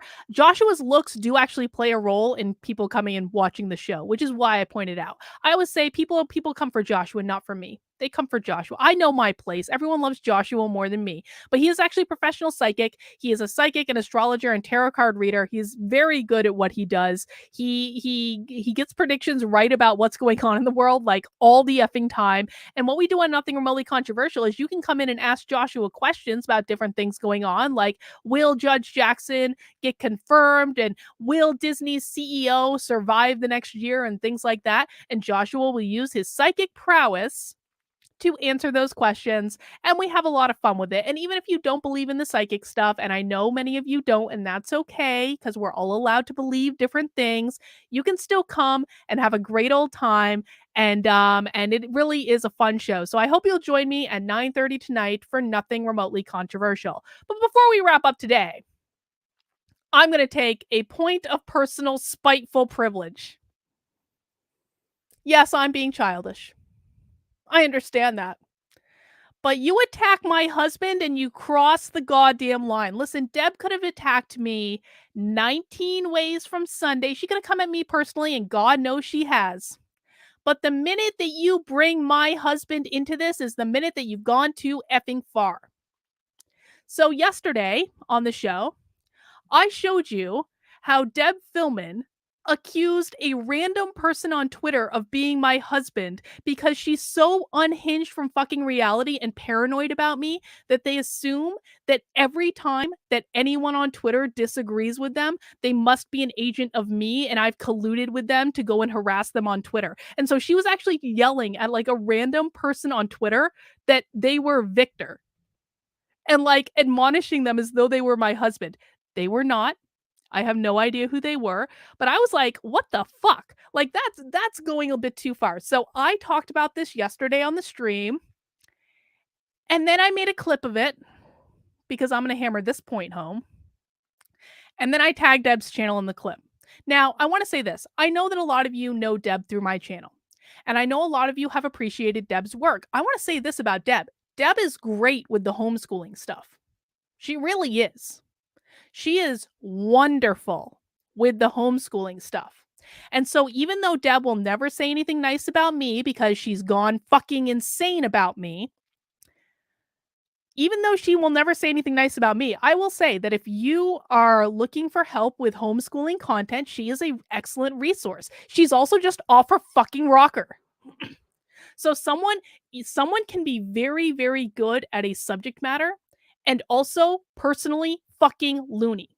Okay? And so that's what I see here. I don't want to hang out with Deb. Deb stabbed me in the back and colluded with people who were trying to steal something that I was working on. So I don't want to be involved with her in any way, but I will say that she does do good work on the homeschool front, and I hope that my sincere hope is that Deb stops interacting with trolls and stalkers on Twitter and focuses instead on creating amazing content to help people homeschool their children. That would be a best goddamn case scenario. Then she can go off into her little homeschool world, not have any trolls on Twitter. It would be like a win-win for both of us. It would be a win-win for everyone. Anyway, that's not where we're at right now. If you want to know the backstory on this, you're going to have to go back and watch the clip from yesterday. But Deb responded. Deb responded to my video within 5 fucking minutes of me posting this video. I swear to God. Within minutes. I posted the video. I went downstairs and got a cup of coffee, and there was a Twitter thread about me. That's how quick this response was. So because Deb has responded to me now, not once, but twice, maybe she's even responded more than that. I don't know. I haven't checked her Twitter feed in like a minute. Oh, by the way. Oh, no, you guys can't see it. Oh, too bad. They can't see my my real Twitter name. Okay, looks like she hasn't done any more responding. So one of the things that Deb said in this video, in her initial thread about me on Twitter, was she said the only possible way that someone could know that her name was Deborah was if they were married to me. I shit you not. This was actually in the tweets from the other day. She said, you can't possibly know my name is Deborah unless you're married to Carlin. Carlin must have told you my real name. Deb's real name is all over her fucking content. Just Google her name. Deb Philman. Google it. It's all over her fucking content. Literally anyone on the internet could access what Deb's real name is, even though she doesn't use her real name on Twitter. Okay? I just want to make that clear. There is no fucking mystery about what her real name is. It's all over the goddamn internet. Okay. So, here is Deb's response, and we're going to just respond to it. She had 2 separate threads. I fucked with her so badly. 2 separate Twitter threads today. Maybe I'll even get a third after this video. Deb says, so she's got the video here. I said she was unhinged in the video, and she is. Says the woman who, without a shred of evidence or provocation, accused me of intellectual property theft and of conspiring with people to steal her already derivative ideas. Oh, and said Hitler is in heaven. Okay, let's talk about this. And if you want to know more about what she's talking about, there is an entire video in my locals community. You can watch it for free. Go to kb.locals.com and then search for thieving interlopers, and you will have a whole synopsis of what I'm talking about. But here is the short version. There is absolutely evidence of there being intellectual property theft. That intellectual property, the evidence of the intellectual property theft was posted in my locals when I learned what they were doing. Essentially, Deb colluded with a band of other people. And I had been trying to work with this group to launch something called the Unwoke Army, which we'll be launching separately than this. There are people in this chat right now who are involved in the Unwoke Army. I'm not going to say who. They can say if they want. But I had been working with a group of people to launch a crowdsourced, grassroots, decentralized initiative. Regardless of what Deb says it's derivative, this has not been done before. There is no crowdsourced, decentralized initiative to fight back against the woke. It is not derivative. It has not been created before. We're creating it. It's pretty rad. We're starting to build out a knowledge base. It's going to be fucking awesome. So I originally brought Deb and 3 other people into it. and basically had a falling out with one of those people. And then that person that I had the falling out with proceeded to reach out to the rest of them, share private communications out of context to make me look like the villain and him look like the innocent victim. And it wasn't that way, but that's what Deb thought. And then all four of them colluded together to steal my fucking idea. There is a website on the internet right now that has the outline for my idea that magically was created after I shared it with them. So they were all trying to steal my idea. This is not, there is absolute evidence. There is absolutely a site on the internet right now. And if you want any more evidence, you can find it in my locals because I posted all of it there. Moving on. Oh, the Hitler in heaven thing. Deb has been she's specifically gotten this in her craw. The fucking Hitler tweet that I've explained 19 ways from Sunday. And Deb, of course, is not having a good faith argument in this one at all. She doesn't care. Like, Deb basically claims to be a libertarian, but then says, you're not allowed to believe something that I don't believe. Dude, I don't believe hell is a real place. I'm sorry. I don't believe hell is real. So if hell is not real, then where else do you want Hitler to go? Goes to the same place everyone goes, whether they're good or bad or indifferent. Incognito says, Deb is short for Deborah. It's not hard to figure out. Exactly. Moving on. It's 10 times more plausible that a person who did that made drunken live videos about her imaginary persecution for a week. I'm sorry. So what Deb is saying is that after I got that backlash from the Hitler tweet, first of all, I was imagining the persecution. No, I wasn't. I had a literal hit piece written about me in Newsweek. That wasn't theoretical. That was real. That was real. But I did a bunch of streams about it to try to explain it to people. Deb is claiming that I did those streams drunk. That is not true. Like, what a shitty thing to say about someone. The only streams that I have ever done drunk are happy hour streams, and that is the entire point of happy hour, is that I drink and I talk about critical race theory. That is the whole point, and I usually don't even get that drunk. I may have a slight buzz. The only time I've ever been really drunk was the State of the Union thing where I had too much peanut butter whiskey. But Deb is literally claiming that I was drunk on all those streams. I was not drunk on a single one of those streams. Most of those streams were in the morning. Like, why would I do that? So Deb is making accusations of which she has no proof at all and claiming I was basically an alcoholic. Yeah, I'm not shy about drinking on a stream. If I was actually drinking on a stream, I would have proclaimed that I was drinking on a stream. And what's wrong even if I was? It's my fucking stream. If I want to be drunk on a stream, Deb, I will be drunk on a fucking stream. So made drunken live videos about her imaginary persecution and taught people psychological fuckery is good. Psychological fuckery is good. You guys all enjoyed my psychological. That wasn't even a good stream. I was so tired on that stream because it was right after my tattoo, and I was just I basically had all my energy sucked away because I got a tattoo.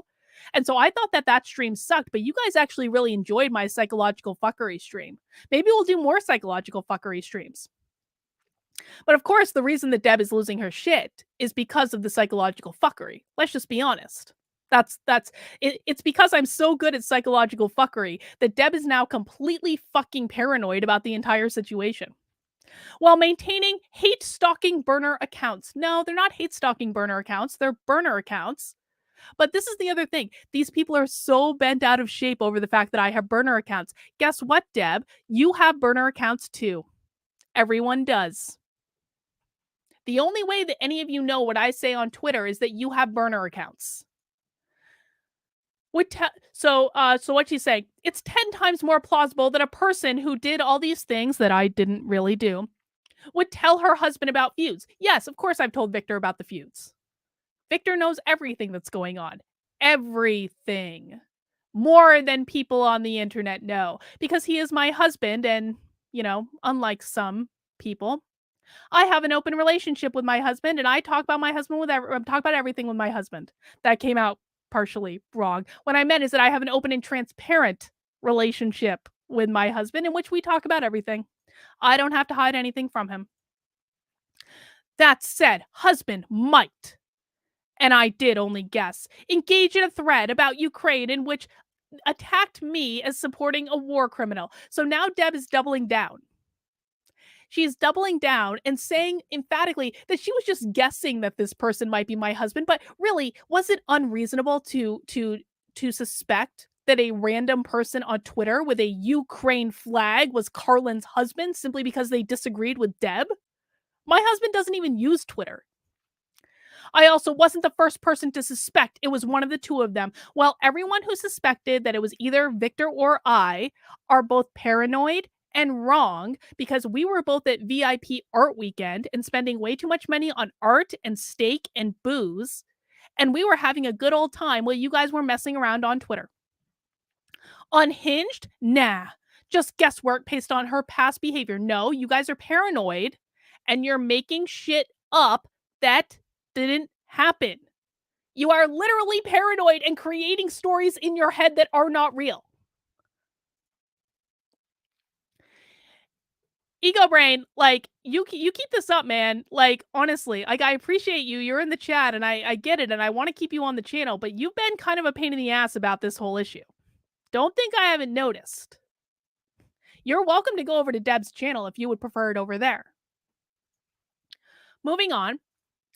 Unhinged is obsessing about people who haven't even spoken to you in months and imagining them doing all manner of scary stalker shit they're not doing, but that they wouldn't bother doing because you're that irrelevant. Okay. If I was that irrelevant to all of the people that Deb could potentially be talking about there, they wouldn't constantly be lying about me on Twitter. Now, to their credit, I will say this. I had to endure from this little group that Deb is involved with and from the larger bullying horde that are associated with them. I have endured fucking months. December, January, into February. 3 fucking months of these people lying about me publicly on Twitter every single day. Every single day. Sharing private communications out of context to make them look like something they weren't.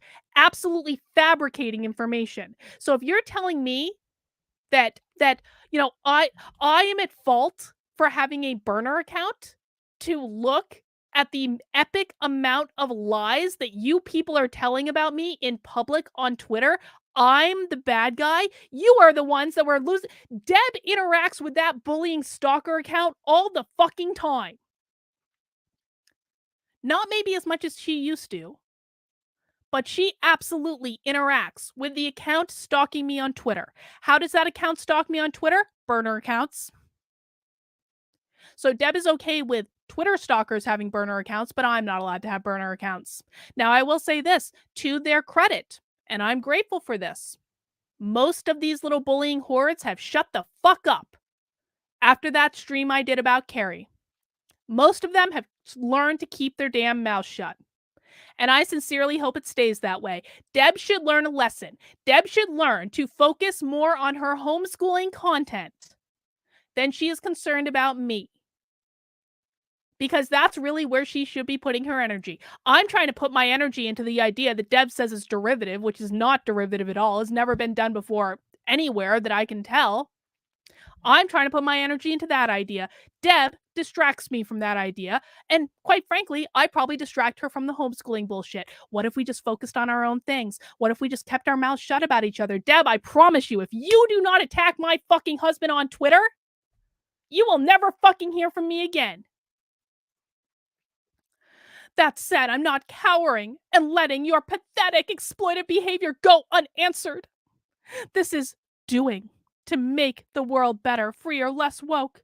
Looks woke to me at ad hominem, character assassination, and based on a couple of tweets alone, yup, woke as fuck. Deb wants to call me woke for pointing out that she lied about my husband on Twitter. What she's really pissed about, of course, is that I saw it. She's pissed she got caught. Let's just be blunt. She's not pissed about any of the other things. She's pissed that I looked in her fucking replies when someone alerted me that Deb was talking shit about me on Twitter, which she does on a fairly regular basis, and I saw it.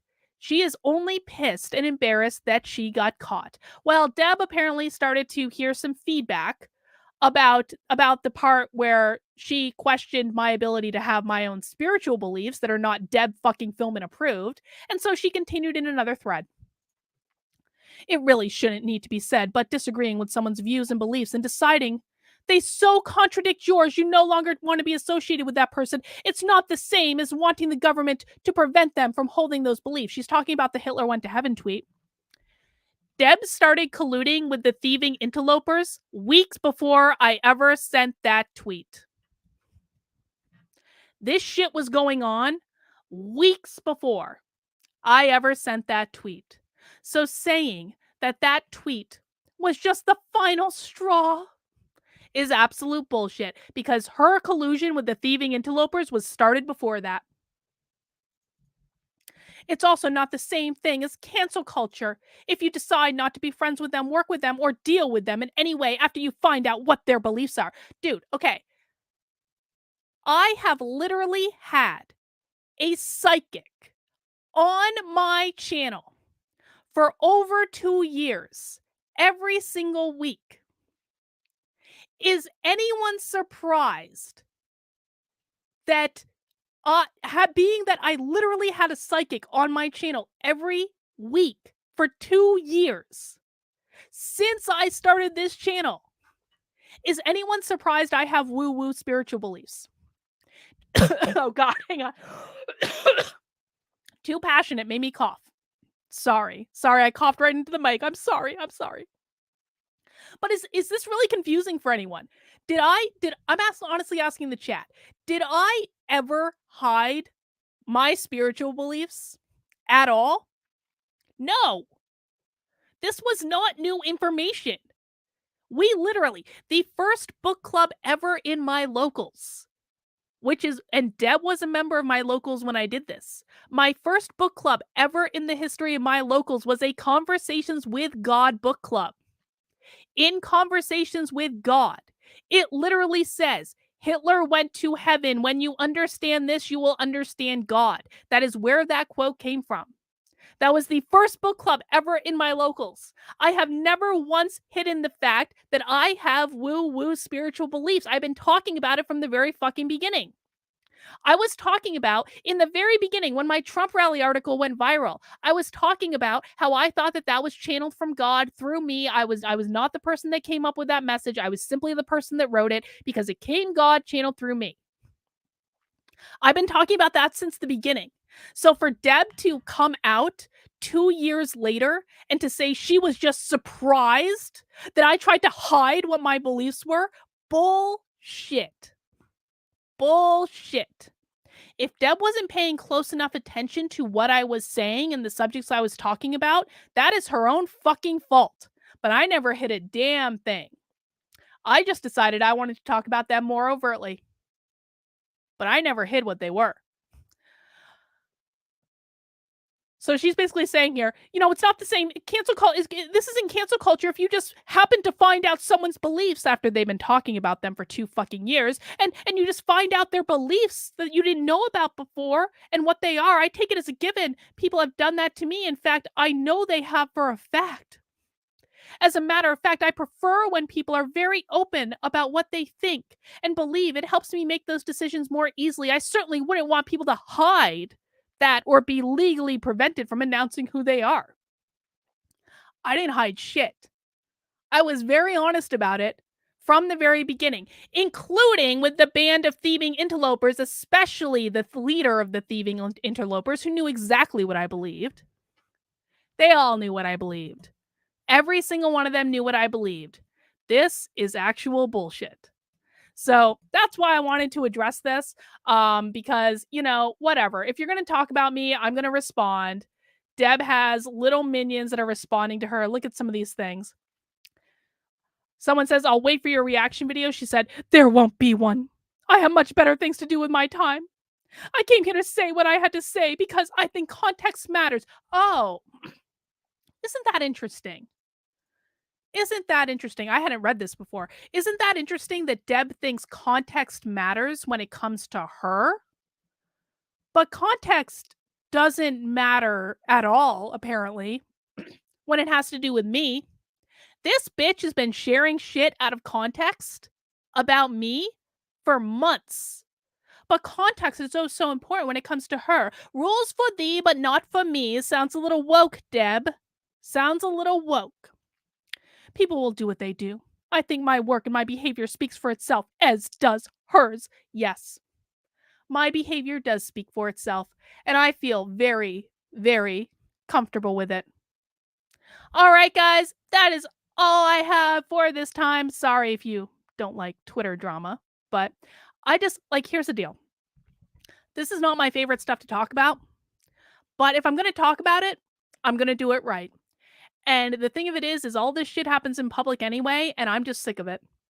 Like I said, I had to endure months every single day. Like, you guys don't even understand. I was worried every single day. I would, like, go to bed, like, curled up in the fetal position being like, what are they going to say about me tomorrow? What are they going to say about me tomorrow? What lies are they going to release about me tomorrow? It was awful. It was awful. It was actually, like, deeply traumatic for me to constantly be afraid of, like, what are they going to say next? Who's going to be lying about me next? Every day for 3 fucking months. These were people that I trusted. These were people that I supported. I have supported Deb a tremendous amount. And for her to stab me in the back and then to pretend she's the innocent victim that just didn't understand what I believed when I've been blatantly open about what I believe since I started being on the internet. It's bullshit. And I've had enough. They fucking broke me. I'm not going to stop. I'm not going to keep myself back from talking about this stuff anymore. And if you guys don't like it, you don't have to watch it. And just know that if you don't like this, I will probably be doing another video about something else. We did an hour on Disney today, man. We spend much more time. I know I'm going to get comments be like, Carolyn, all you ever do is engage in drama. And be like, what did you do for the first hour and a half of the video where we talked about Disney and the Supreme Court? You only ever engage in drama. Okay. Well, you don't have to watch then. That's fine. All right, guys. That's all I have for this round. Okay, Sally, I will check that out. I will look into it. Guys, remember, this is not the last stream I'm doing today. It is just the first stream. Nat D, I knew you liked the drama. I knew you did. Nat D, please just chat in some interesting questions into nothing remotely controversial. I know you're on a budget. You can't do super chats. I know you're on a budget, but just chat. Like, I love your questions, Nat D. I love them. All right, guys, I'm going live in about 2.5 hours for nothing remotely controversial. So I will see some of you then. I hope you join if you haven't already. It's going to be a super fun stream, but that's all I've got for right this second. Take care, and we'll see you soon.